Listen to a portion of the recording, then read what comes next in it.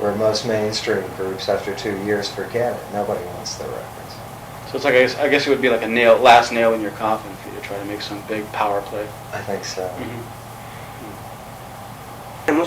He does get the feeling you maybe have loosened up since the original days of when you went from the box tops to Big Star, because in the 70s you could have probably rested on your laurels, stayed with the box tops, and done an oldies circuit, and made pretty good money. You sort of left that behind, and you wanted to go on and do something else, do what you wanted to do. But now, I guess you're more comfortable than before doing box top songs, or you're more comfortable now than before doing, say, like a song like 13 from Big Star. Is it? Are you more comfortable with your past than you were now than you were then? I think so. Yeah, sure.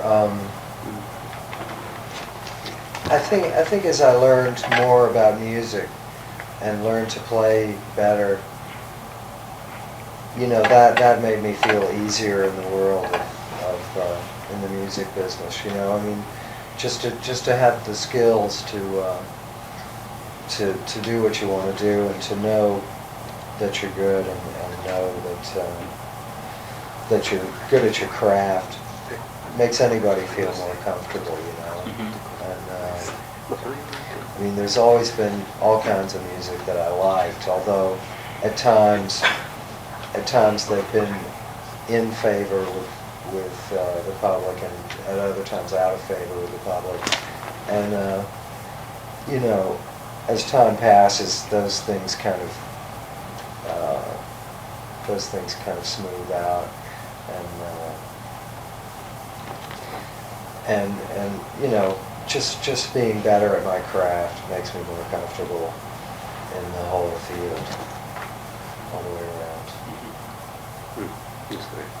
One reason why you asked that was sort of overlaps with what he was saying before about sensing a certain distance between you and your audience. On the one hand, there's you just sort of performing as a guitarist or a musician or a singer or whatever, and on the other hand, you have an audience maybe looking up to you as sort of a legendary figure. So he was wondering if there was any sort of a gap, a perception gap between the artist and the audience.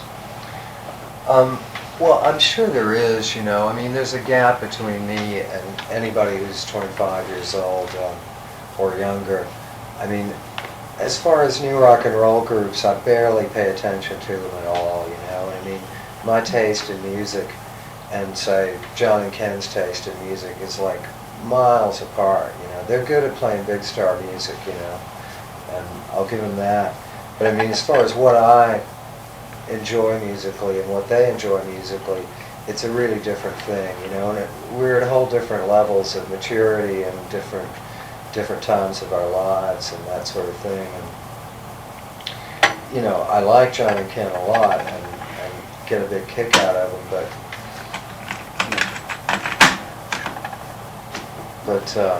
I mean, as far as I think that they probably have a lot more in common with young people in the audience, people of their age, than I have in common with them, for sure. But I mean, I don't feel removed from these people or any distance, any significant distance from these people, other than they listen to all these young bands that are not interesting to me, and a lot of things like that, and they're just younger people and whole different levels of maturity. A few songs from the third album in the set list last night. Well, there are just so few rockin' songs from the third album. I don't know, it's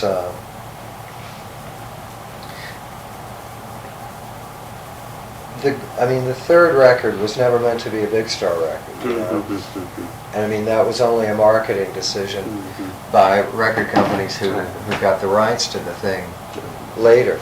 So, I mean, in a way, the first two, each of the records is different.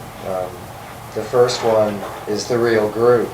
The second one is just the three of us trying to carry on in some fashion, and the third one is just saying, well, to hell with the whole thing. Let's do something completely different. And I mean, Jody and I stayed together for the third record just because I didn't have the heart to, like, say, get lost, So I mean, really, I look at the first two records as being a little separate from the third, you know. And then, you know, I mean, I think that there are a lot of good songs. I mean, in a way, the third record has better songs on it than I think the first two do. But it's not like they're real rock and roll group songs for me. 単純にビッグスターっていう単純にすごく単純な質問ですけど。This may have already been answered, but does Big Star represent a part of your career, a part of your life, as a very special, significant part of your life as a musician? You think?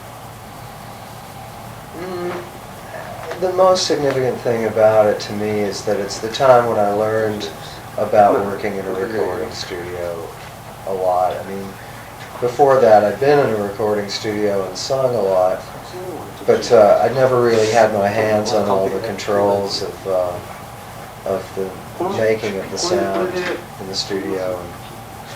And so that's the most significant developmental thing for me to happen. Okay. There's some people out there who would call your collaboration with Chris Bell a miracle of Lennon-McCartney proportions. What do you think of people who have that opinion?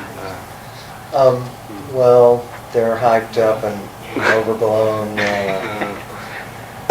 You know, that's all journalism talk. You know. You know, certainly we idolized the Beatles and everything, and would love to have done something as great as they were doing and all that stuff. But I mean, our collaboration really, I mean, in a way it's kind of like Lennon and McCartney in that really one or the other of us pretty much wrote each one of those songs, and the other one just maybe threw in the barest, smallest something, if anything at all. You know, although we shared credit for all of them. But you know, we worked well together as musicians, and both of us were serious about what we were doing, and we you know, we created some music together that was interesting. But I don't have any strong feelings about the importance of our working together or anything like that. We worked pretty well together.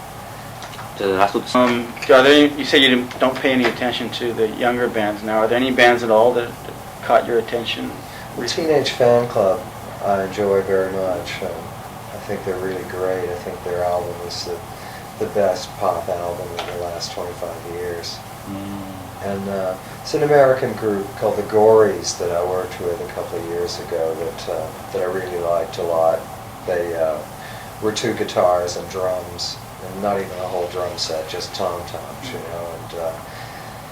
And they're from Detroit, and they adapted a lot of rhythm and blues to their format, and I enjoyed them a lot.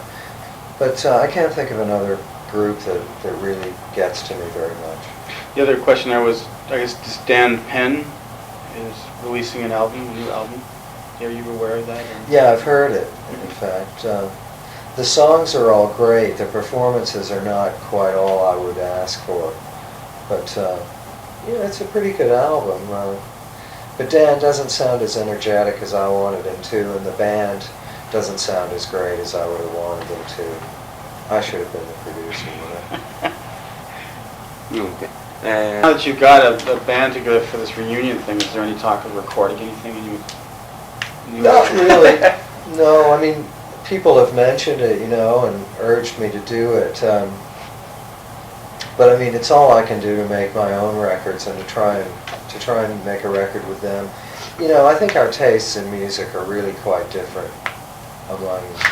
I mean, maybe Jody and John and Ken all share taste in music, but I certainly don't with them. And you know, along the way, we've come up with a couple or three things, you know, maybe that weren't on any of the Big Star albums that we're doing, that are pretty good. But